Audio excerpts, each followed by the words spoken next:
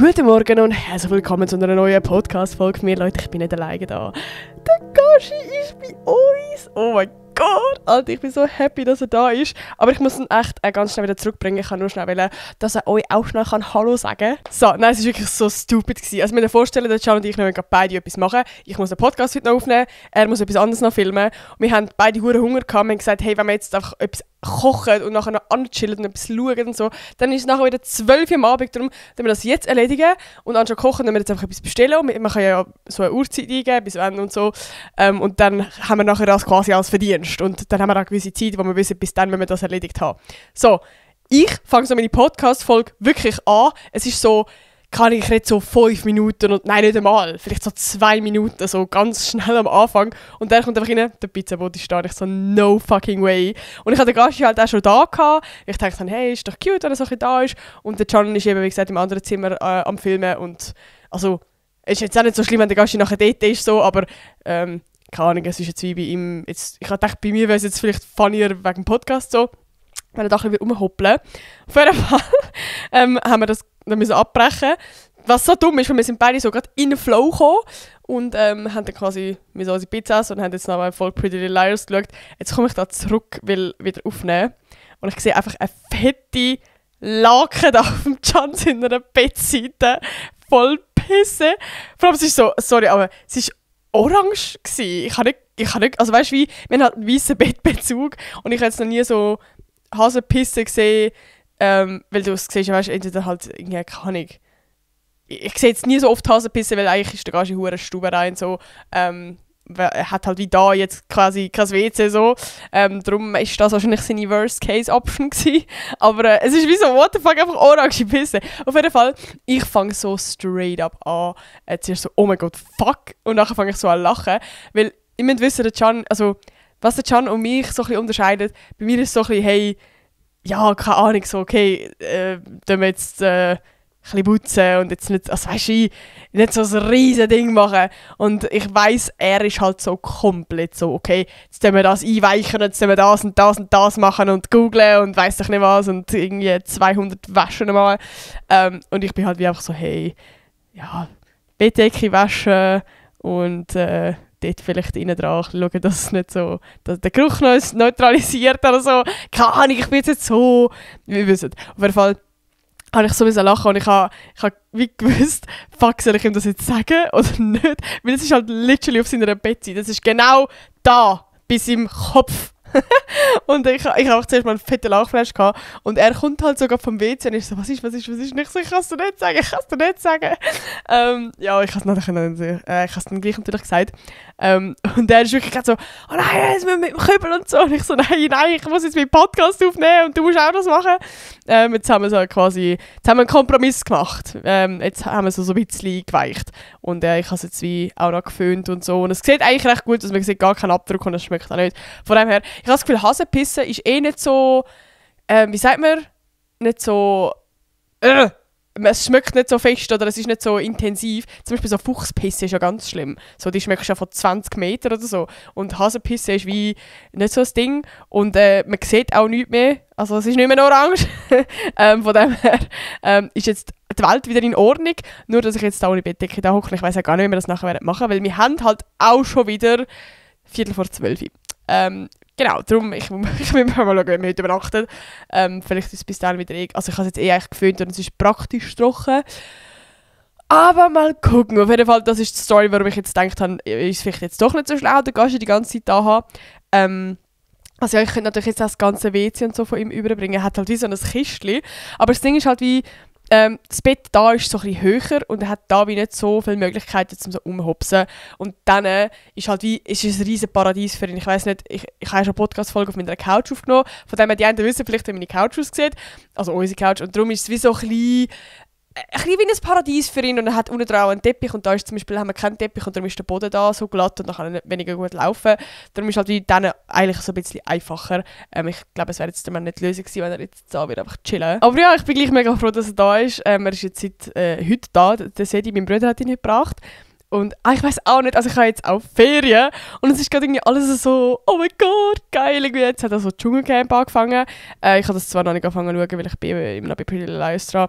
Und der Can hat momentan ultra krank Stress bis am 28. Januar und ich bin ihn gerade so ein bisschen am Support. Und in dem Sinn, weil er so Stress hat, habe ich irgendwie auch gerade so Stress und ich kann jetzt irgendwie doch noch nicht ganz 100% Ferien geniessen.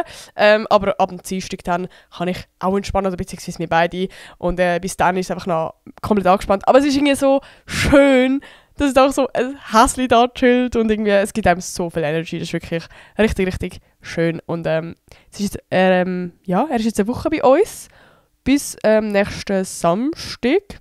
Und genau. Aber was ich euch noch erzählen wollte, ich habe ja letzte Woche in der Podcast-Folge so ein bisschen erzählt wegen meinem Struggle in der Schule und so und eben, dass es wegen dem freien Arbeiten und alles und so, dass für mich so ein bisschen ein Pain ist und so, wegen meinem Minor, den ich gewählt habe. Also ich habe jetzt Ferien, von dem her scheißegal, ich habe jetzt 2 Wochen lang, wo ich Vollzeit mit Social Media Zeug machen kann, aber ein kleines Update, sage ich mal, also ich habe jetzt wie, ja diese Woche 2 Tage freies Arbeiten oder frei mäßig gehabt, einfach Zeit, die Hause gehabt, habe nicht mehr in die Schule gegangen, habe keine Präsenzpflicht gehabt und es war so nice gewesen. Also wie, ich bin dann zu meinen Eltern heimgegangen, habe ein YouTube-Video aufgenommen und alles und irgendwie, keine Ahnung, also das war so mal ein kleines Update gewesen. Und ich habe jetzt nach der Ferien, habe ich zwar 1 Woche Schule, die wird auch wieder komplett Pain, weil halt literally alle meine Bezugspersonen sich verpisst haben. Ja, und nachher habe ich quasi wie 2 Wochen, wo ich wieder selbstständig arbeiten habe. 2 ganze Wochen haben sie gegönnt, Alter. Richtig nice. Von dem her, ja. Ich hoffe, dass ich dann wieder so ein bisschen, also ja, dass dann wieder so ein bisschen Zeit haben, um die YouTube-Videos machen und wieder mehr Content machen und so. Und ja, ich freue mich sehr. Aber es ist wirklich richtig, richtig Pain, weil wir sind jetzt nach der Ferien, wo wir die 1 Woche Schule haben, sind wir das 3. oder das 4., wir wissen es noch nicht einmal, weil wir sind am Anfang 8 gewesen. Nina ist ja gegangen auf Hongkong. Dann eine, die jetzt so ein bisschen meine Bezugsperson geworden ist, sie ist jetzt auch auf China gegangen. Es gehen wirklich gerade alle ich habe wirklich das Gefühl, es gehen gerade alle auf China. Dann eine, der zwar nur eine Woche lang weg ist in der Ferien, weil er quasi über die Ferien geht. Er ist auch dann weg. Einfach nur in dieser Woche, nachher zwar nicht, aber ja, trotzdem. Und dann hat es noch andere, die auch weggegangen sind. Es ist ja gleich, auf jeden Fall. Wir sind nachher das 3. Jemand können vom Austausch kommen, es ist noch nicht sicher.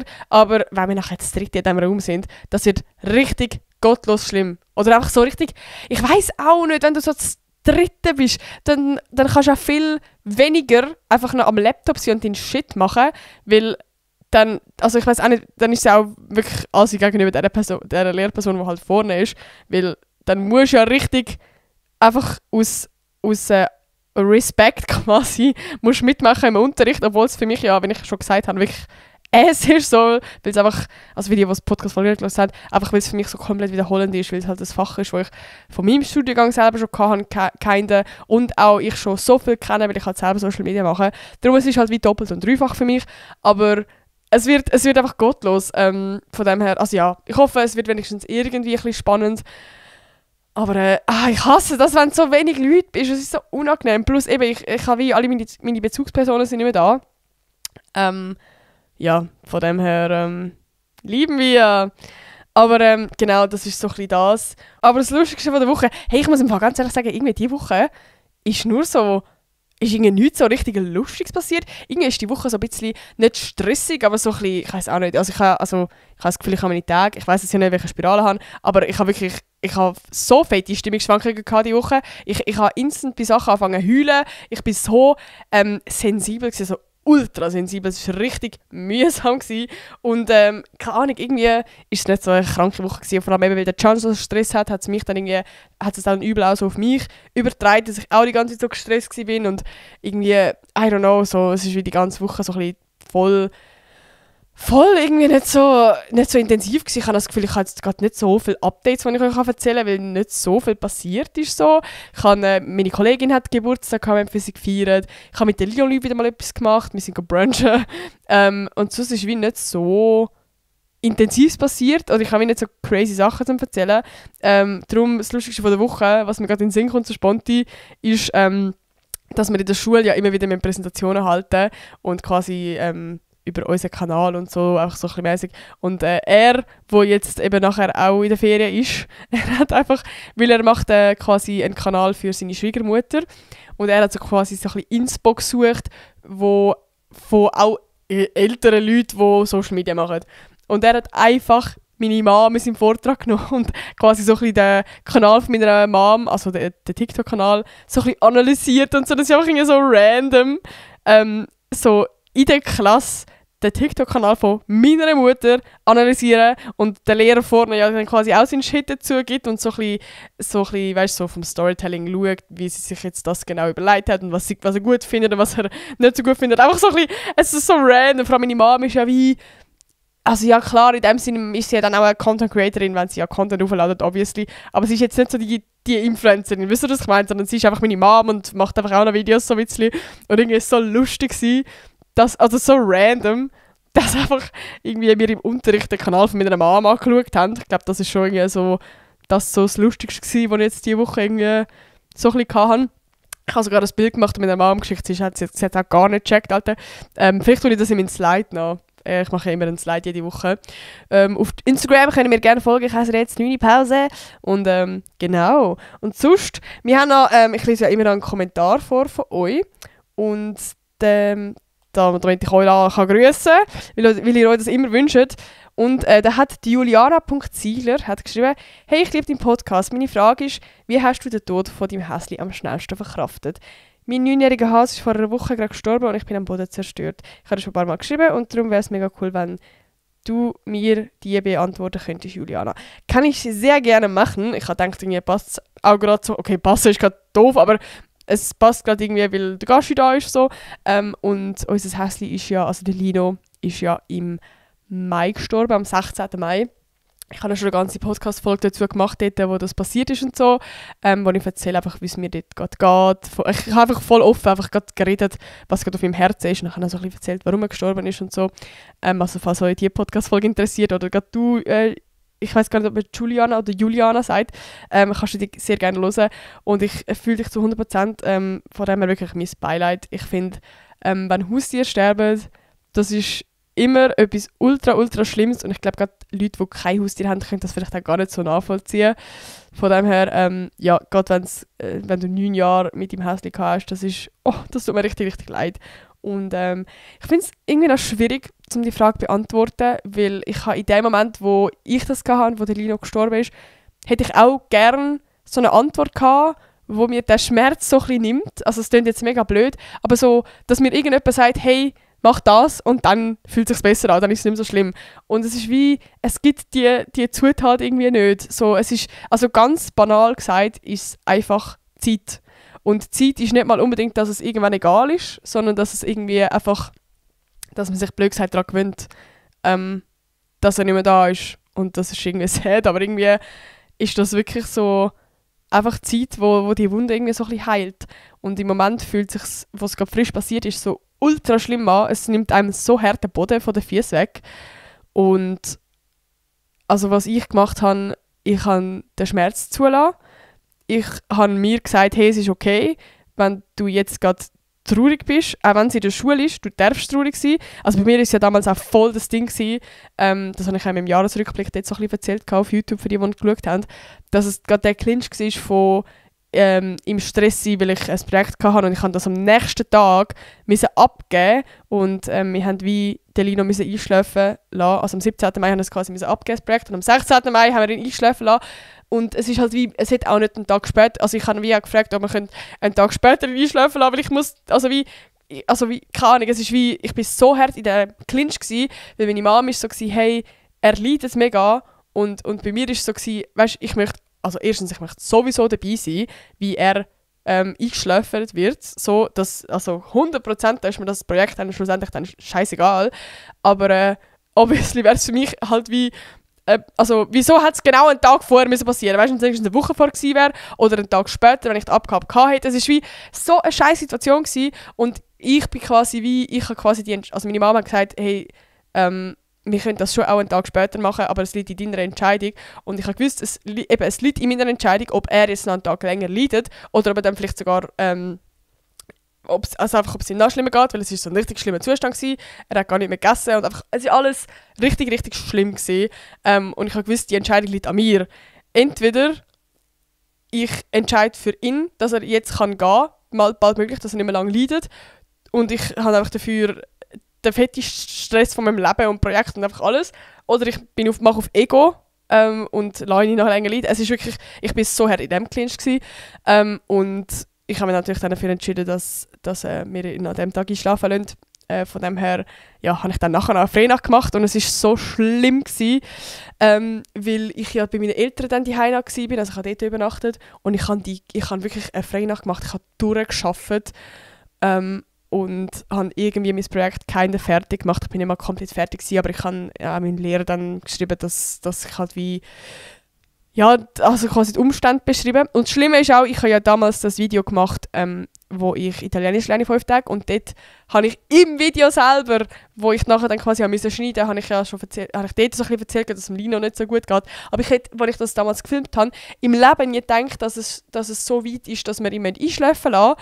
Darum ist es dann irgendwie noch schlimmer gewesen. Plus, ich bin dort in der Stube gehockt und wir haben ja Stubenhase und quasi der Gashi, das war seine erste Nacht alleine gewesen. Und das war so schlimm gewesen. Es hat mich jedes Mal wieder auseinandergenommen, als ich ihn dort alleine gesehen hocken. Also es war wirklich eine richtig, richtig schlimme Nacht gewesen. Und also eben zurück, für mich ist es wirklich einfach Zeit, Trauer zulassen, sich Zeit nehmen, mit Leuten darüber reden, all das und irgendwo, ganz blöd gesagt, auch eben die Gründe vor Augen haben, hey, vielleicht geht es mir jetzt besser, weil im Lino, er hat mega gelitten und offenbar hat es so müssen sein. Ich glaube mega fest an Schicksal und auch wenn es in meinen Augen gerade überhaupt keinen Sinn gemacht hat, oder auch jetzt noch nicht, warum er hat müssen sterben und nicht einfach länger können leben, hat es irgendwo seine Gründe. Irgendwie hätte es so sollen sein. Und genau. Das ist irgendwie so ein bisschen meine Antwort. Ich kann wie gar keine bessere Antwort darauf geben. Aber ihr könnt gerne mal eure Erfahrungen so mit Tod allgemein, wie man mit dem umgeht, in die Kommentare schreiben. Weil ich finde, Tod ist so etwas Schwieriges, wo einfach keine Lösung da ist. Und ich glaube, als Mensch oder einfach allgemein, wir können doch einfach auch irgendwie, also das Hirn, ich kann gar nicht nachvollziehen, was das eigentlich bedeutet, dass jetzt einfach etwas weg ist. Es ist einfach weg. Weißt du, wenn jemand in die Ferien geht oder irgendwie auf der anderen Seite der Welt ist, dann macht das ja aus dem Kopf so Sinn, weil dann ist die Person dort. Oder das Tier oder whatever. Aber wenn es tot ist, dann ist es einfach weg. Dann sehen wir es einfach nie mehr in dem Sinn so. Und das ist so surreal für unseren Kopf, dass wir das gar nicht handeln können. So. Und was bei mir noch herzig war, ich habe ja gerade, das war auch so schlimm, ich habe ja gerade 4 Tage später Geburtstag gehabt und ich habe gar keinen Bock auf nichts. Und meine Mama hat ein mega herziges Geschenk gemacht.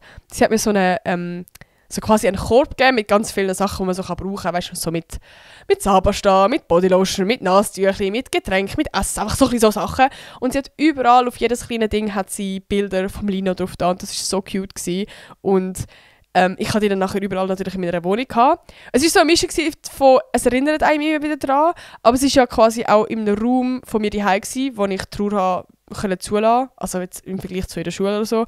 Und darum irgendwie hat mir das auch gut getan, zum die Trauer zulassen, zum mir wirklich einen Moment nehmen, zum einfach mal fett traurige Musik hören und rausheulen und dann halt meine Nasstüchli-Box nehmen mit meinem Lino-Bild drauf und komplett rausheulen, wie traurig das gerade ist.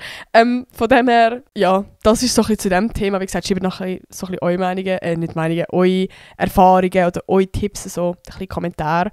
Aber wir kommen jetzt noch so ein bisschen zu einem anderen Thema. Es gibt jetzt gerade so ein bisschen einen Mood-Swing, beziehungsweise es ist ja jetzt auch ein Thema, das nicht sad, aber auch so ein bisschen real deep ist. Weil es hat nämlich auch einen Kommentar gegeben von der lieben Robin oder vom Robin. Ich weiß es gerade nicht. Es steht nichts, aber es steht Robin. Von dem her, ich grüße dich ganz herzlich. Und zwar steht: «Hoi, kurze Frage, kannst du mal eine Podcast-Folge machen wegen Gefühl für den Freund? I mean, like, wie du zum Beispiel am besten Schluss machst oder wie man merkt, dass man Gefühl verloren hat.»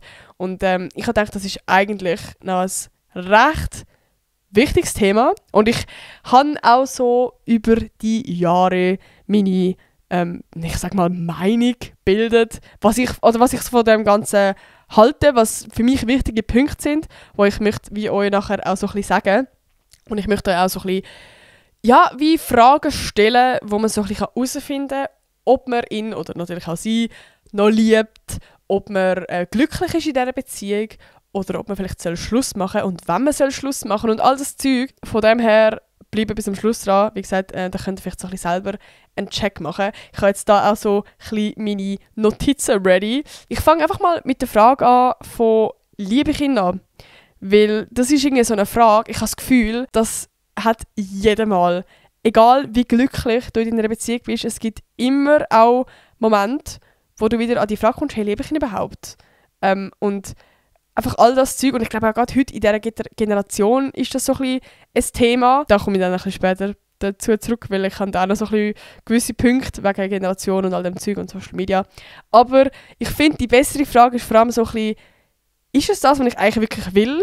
Macht mich das glücklich? So, bin ich glücklich in dieser Beziehung? Macht er mich glücklich? Etc. Ich rede übrigens in dieser ganzen Podcast-Folge jetzt einfach von ihm, falls da auch, falls ihr eine Freundin habt, dann natürlich so. Es ist nur, glaube ich, einfach ein bisschen einfach zum Reden.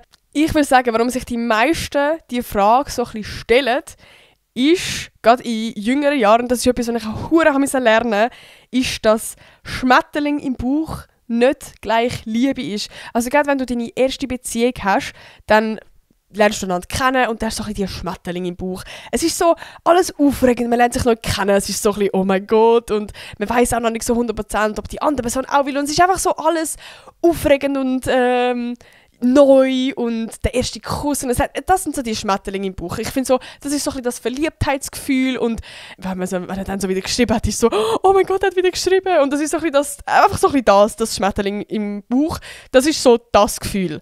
Und ich glaube, viele verwechseln das Gefühl mit Liebe, weil wenn man nach ein Zeitchen zusammen ist, dann wird man das Gefühl irgendwann nicht mehr haben.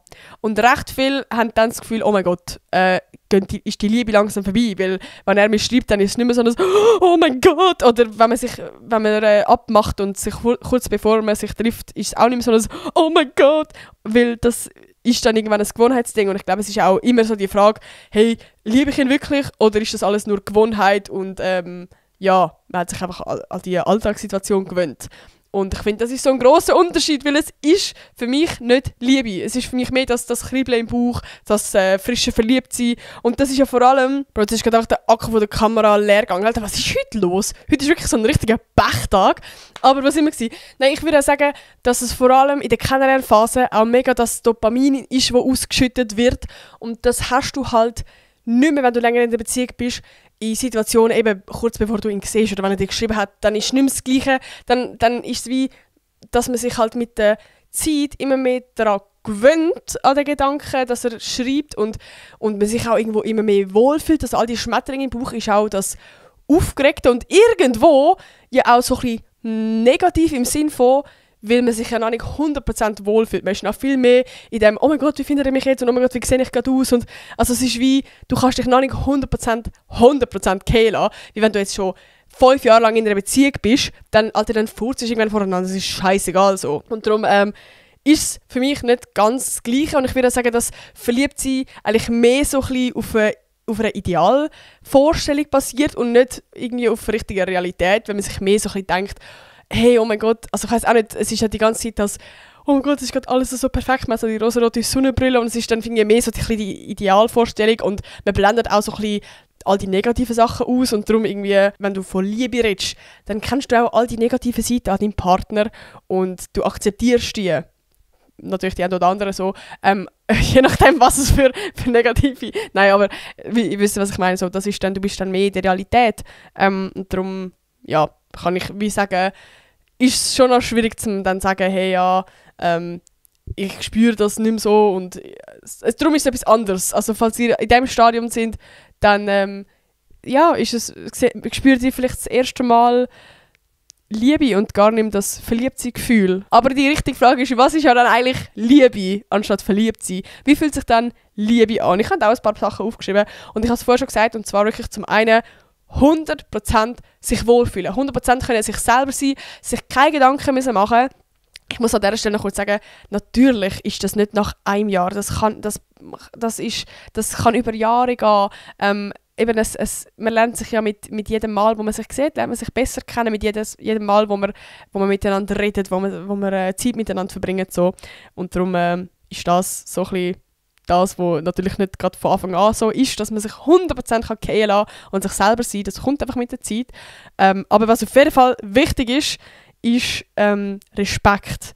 Das Vertrauen, das ist irgendwie so, das gehört 100% für mich zur Liebe, dass man sich zu 100% kann vertrauen und sich verlassen auf die andere Person, dass man auf Augenhöhe miteinander ist, dass man sich verstanden fühlt und auch, dass man füreinander da ist. So. Das sind für mich so die Punkte, die ich so mit Liebe beschreiben. Aber ich würde auch sagen, Liebe ist so mehr eine Entscheidung. Also es ist ja dann schon ein bisschen ein Unterschied eben zum Verliebtsein, da ist man mehr so das Crush-Ding, würde ich so ein bisschen sagen. Und Liebe ist ja wie, das ist eine Beziehung, die du zu einer Person hast, eine Bindung, und die muss man halt wie pflegen. Also wie an dieser Beziehung muss man aktiv arbeiten. Man muss sich gegenseitig glücklich machen, oder man will. Man schafft Momente zusammen, man hilft sich gegenseitig und man ist einfach füreinander da. Und das, finde ich, gehört halt extrem dazu. Also wie Liebe allein langt halt auch für eine Beziehung nicht. Oder sich einfach gerne haben, sondern da gehört halt noch viel mehr dazu, dass wir auch, ja, also ihr kennt das Love Language Ding, kennt ihr ja safe so, und da ist zum Beispiel auch mega wichtig, dass man so ein bisschen herausfinden, hey, was ist die Love Language von der anderen Person, wie kann ich der anderen Person zeigen, dass ich sie liebe, und einfach all das Zeug so.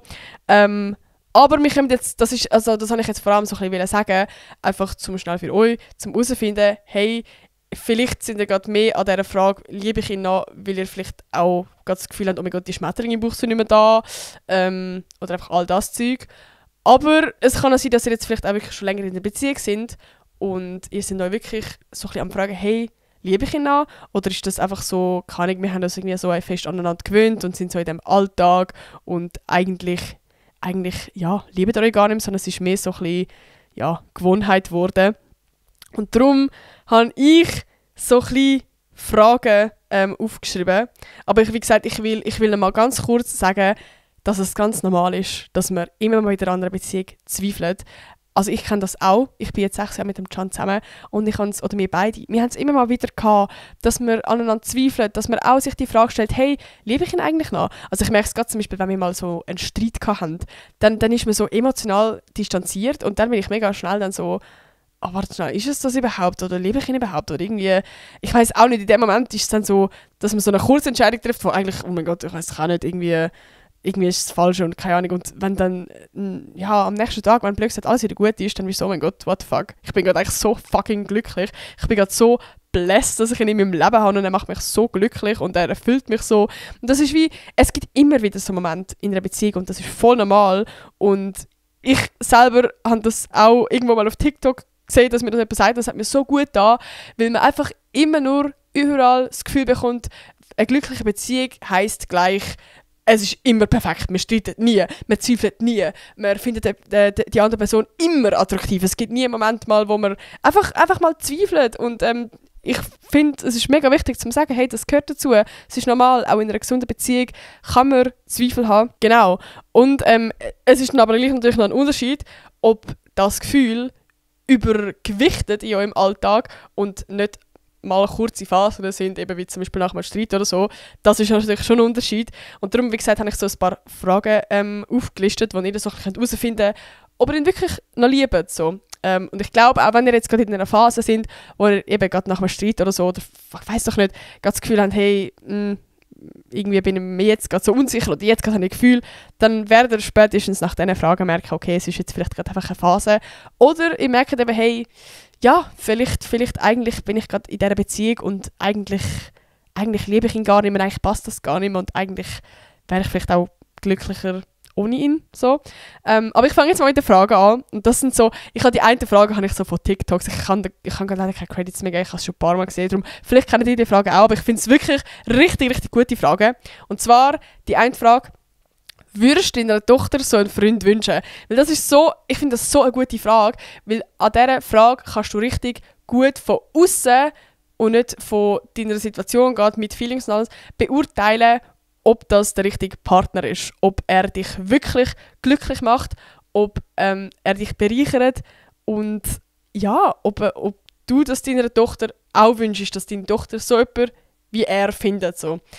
Dann zweitens, liebst du ihn oder liebst du die Idealvorstellung? Oftmals ist es ja so, dass gerade in toxischen Beziehungen oder falls er irgendwie ja, einfach eher toxisch ist, dass viele Leute, gerade die so das Helfersyndrom haben, so mit so Personen zusammenkommen, auch ein bisschen, weil sie das Gefühl haben, sie können ihn noch verändern. Sie können, irgendwann schaffe ich es, irgendwann kommt er aus dem raus und er wird sich verändern und alles. Also sie sind eigentlich, sie lieben ihn, aber sie lieben auch vor allem die Idealvorstellung von ihm, wie er könnte noch werden und nicht, wie er jetzt gerade ist. Darum wäret ihr auch eid damit, wenn er das Leben lang so ist, wie er jetzt ist?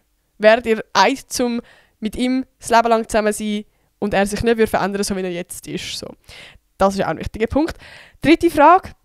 Freust du dich auf ein Treffen? Es ist eine banale Frage, aber irgendwie, ich finde, anhand von dem kann man das auch gut ausmachen. Wie gesagt, es ist ein anderes sich freuen als in der Kennenlernphase, aber auch jetzt noch, so, wenn ich in der Schule bin, dann freue ich mich gleich zum Heimkommen und ihn wieder sehen und ihn umarmen können und ihm von meinem Tag erzählen, so Sachen. Und ich glaube, wenn man so fest in dieser Regelmäßigkeit von sich einfach treffen und es ist normal geworden und es ist, keine Ahnung, es ist einfach im Alltag so, dann ist es vielleicht mehr eine Pflicht geworden und ja, stimmt, ich müsste ihn ja noch sehen und das macht mir so eine Beziehung. So, es ist gar nicht mehr, dass man selber wirklich das aus eigener Intention will. Genau. Und was haben wir noch für Fragen? Bewunderst du ihn? Ich finde, das ist irgendwie so eine schöne Frage, weil ich weiß auch nicht, ich glaube, jemanden, den man gerne hat, bewundert man doch irgendwie auch so ein bisschen. Oder will selber vielleicht Sachen von ihm lernen, weil man ihn als guter Mensch sieht. Und die 5. Frage ist, hast du noch Zuneigung zu ihm? Das kann körperlich sein, aber auch emotional. Eben mit körperlich ist ganz logisch, möchtest du ihn berühren, möchtest du Intimität mit ihm. Das sind meistens auch so ein bisschen die Anzeichen, von, wenn du merkst, eigentlich willst du gar nicht mehr wirklich mit ihm zusammen sein. Also wenn du merkst, hey, okay, ich will gar nicht von ihm berührt werden, ich schaue möglichst, dass ja nicht irgendwie, weiß auch nicht, zu Intimität kommt. Natürlich gibt es dann auch andere Sachen, wie zum Beispiel, wenn du ein Trauma hast oder wenn du asexuell bist oder whatever so. Aber ich rede jetzt wirklich von, wenn es eigentlich früher normal war und gut war und du hast es schön gefunden und mittlerweile merkst du, bist immer mehr bist auf Abstand so.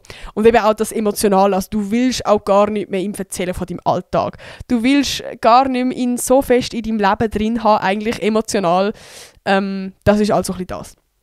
Und wir kommen jetzt eigentlich zu der grossen Frage, sollte ich Schluss machen? Und ich finde das irgendwie so eine schwierige Frage.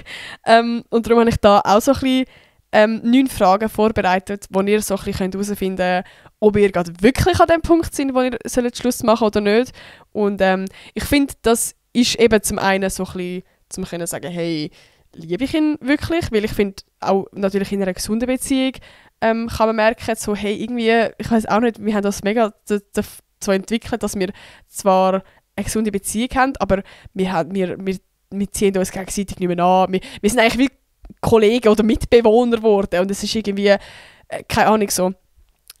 Aber ich rede jetzt vor allem auch, wenn es zum Beispiel in einer toxischen Beziehung ist. Also es kann ja auch sein, dass du ihn immer noch liebst, aber er dir einfach absolut nicht gut tut. Und darum habe ich jetzt da so ein paar Fragen, um so ein bisschen das rauszuspüren. Wie fühlst du dich nach dem Treffen? Ich finde, das ist auch so eine gute Frage, um herauszufinden, ob deine Friends dir gut tun. Weil, also das ist wirklich, wenn ich jetzt zurückschaue, alle meine Friends, die ich aus meinem Leben geschossen habe, wo man im Nachhinein, wo ich wirklich als nicht gesunde Freundschaften würde bezeichnen, ich habe mich immer nach diesen Treffen mit diesen Friends, habe ich mich so richtig ausgelaugt gefühlt. So richtig, als hätten sie, währenddem ich sie getroffen habe, meine ganze Energie rausgesogen. Ich bin nachher so immer so, man hat mich wieder aufbauen nach diesen Treffen so gefühlt. Und ich glaube, gerade wenn du in so einer Beziehung bist, ist da vielleicht so eine kleine Alarmglocke so. Und wenn es halt umgekehrt ist, dann, und du wieder aufgeladen bist, nachdem du ihn gesehen hast, so, dann ist es auf jeden Fall ein gutes Zeichen. Zweitens, kannst du 100% dich selber sein? Also, ich würde sagen, das ist schon etwas, was sehr, sehr wichtig ist in einer Beziehung. Eben wie gesagt, wenn es ein paar Jahre schon ist, so, das kannst du jetzt nicht vergleichen, wenn ihr erst ein halbes Jahr oder so zusammen seid, da finde ich, es ist ganz logisch und ganz normal. Aber ja, ich finde es gleich wichtig, dass man zu einem gewissen Punkt einfach kann sich selber sein, auch nach einem halben Jahr, so, dass man Sachen kann ansprechen kann, dass man sich kann wohlfühlen kann, dass man wirklich nicht das Gefühl hat, man wird jetzt gejudged oder irgendetwas. Und ja, dass man auch weiss, die andere Person ist für einen da. Einfach so ein bisschen all das. Also, so. Dann fühlst du dich wertgeschätzt. Das ist auch ein ganz wichtiger Punkt. Und ich glaube, gerade in Punkt toxische Beziehung ist das einer der grössten Punkte. Und da will ich jetzt ganz, ganz, ganz schnell, dass ihr komplett ehrlich zu euch selber seid. Ich höre den Podcast gerade, ich höre euch nicht, ich höre nicht eure Antwort, aber ihr müsst für euch selber, zu euch selber schnell ganz ehrlich, fühlt ihr euch wertgeschätzt? Tut die andere Person euch wirklich wertschätzen? 100%. So.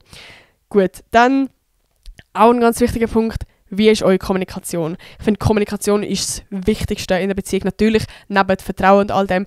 Aber Kommunikation ist so hart wichtig. Und ich meine damit nicht, dass ihr nur könnt von euren Problemen jetzt auch erzählen könnt. Natürlich ist das auch ein wichtiger Punkt, dass man kann ehrlich sein und für die andere Person da sein.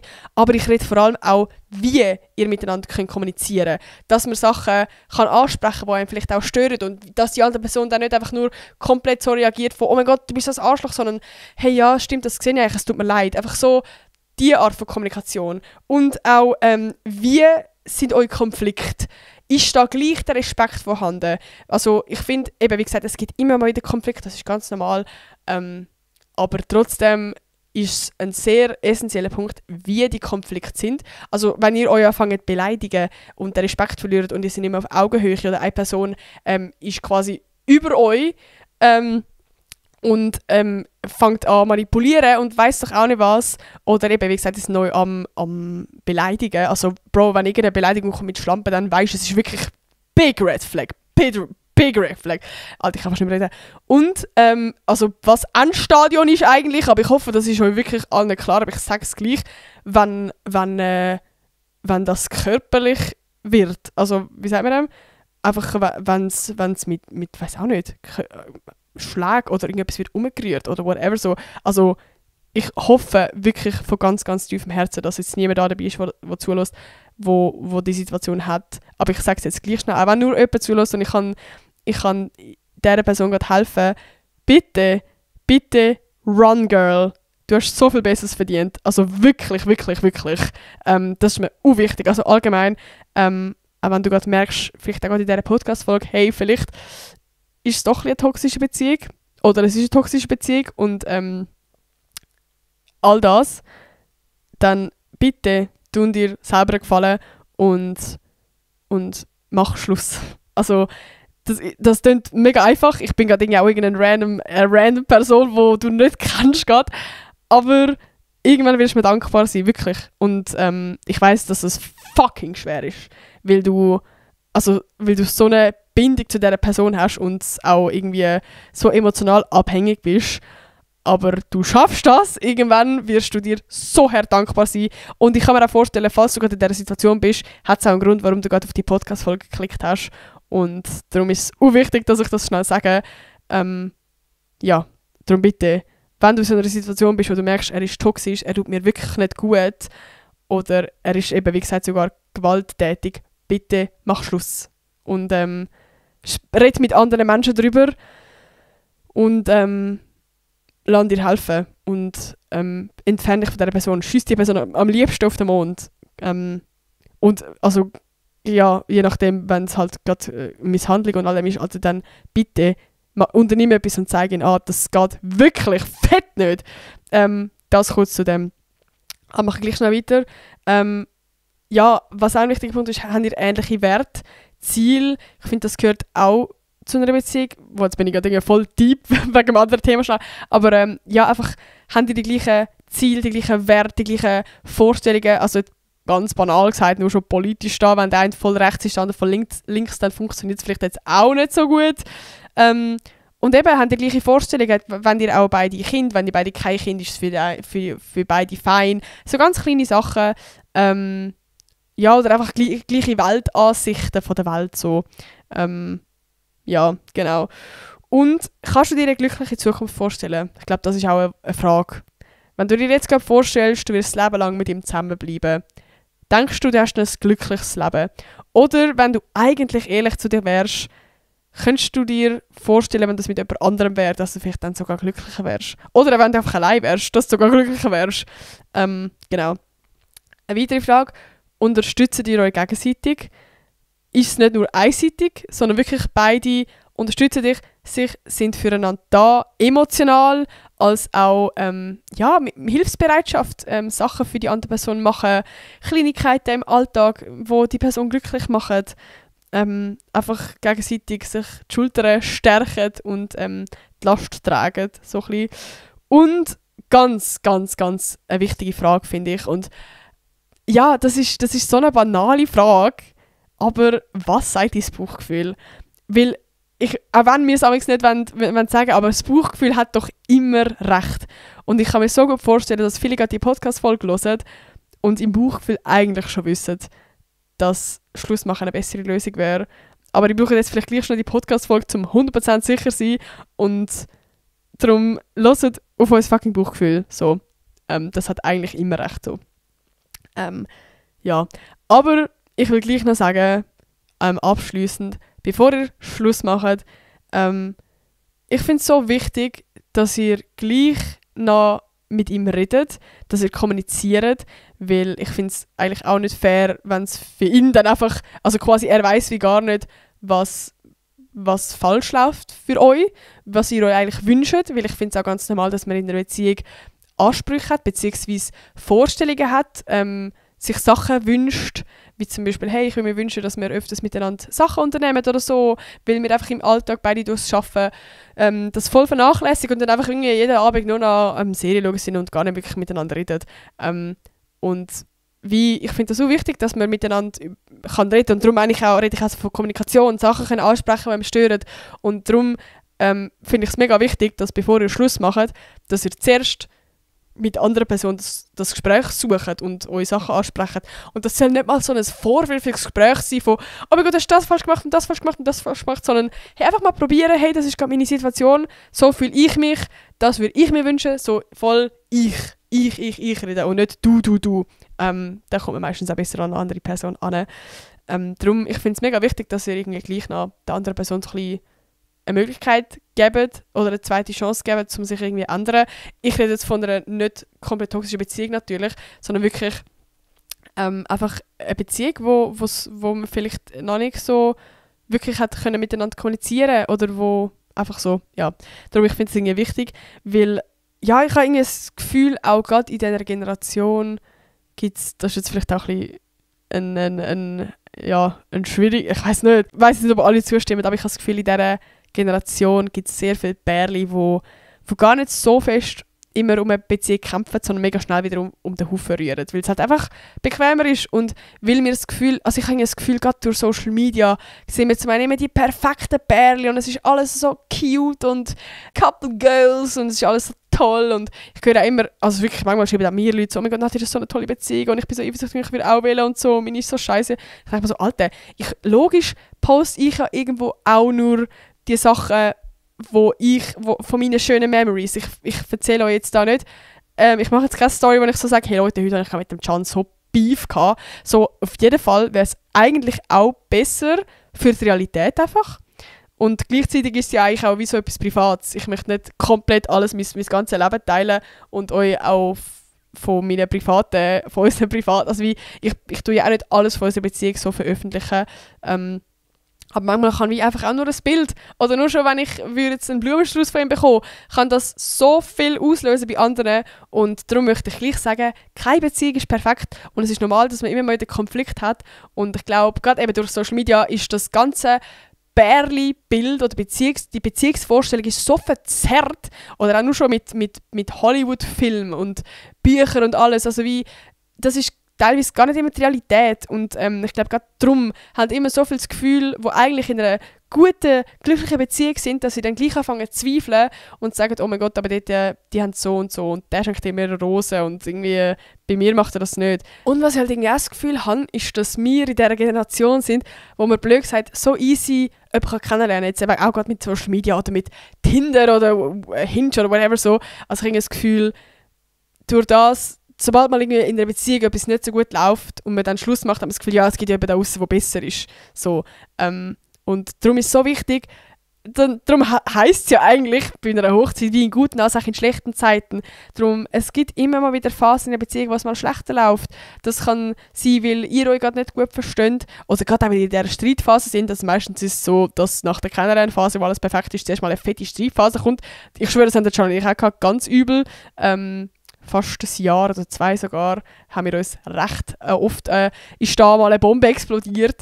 Und ja, das gehört irgendwo auch ein bisschen dazu, weil man halt dann sich erst richtig kennenlernt und all die Sachen, all die negativen Sachen, wo einem vielleicht stören, hat man vorher so ein bisschen ausblendet, weil man so ein bisschen das Perfekte gesehen hat und eben so die Idealvorstellung, die ich gesagt habe. Und dann explodiert es vielleicht nachher mal ein bisschen. Plus ich komme beide von unterschiedlichen Haushalten, mit unterschiedlichen Meinungen und all das Zeug. Und ja, das ist so das Ding. Und ich glaube, gerade in dieser Streitphase brechen die meisten Beziehungen auseinander, weil halt eben für Beziehung muss man aktiv kämpfen. Drum. Und Effort geben und das Willen. Und genau. Und irgendwie drum, also natürlich müsst ihr nicht eure Zeit verschwenden, falls es der falsche Partner ist oder falls ihr ihn wirklich nicht mehr liebt oder natürlich auch, wenn er toxisch ist und euch nicht gut tut. Aber ich will gleich auch sagen, wenn ihr in einer Beziehung seid, wo ihr eigentlich glücklich seid und es gibt einfach ein paar Sachen, die euch stören, dann arbeitet zusammen als Team an dem und gebt nicht sofort immer gerade die Beziehung dann auf. So, das ist wie noch so ein bisschen meine Message. Genau.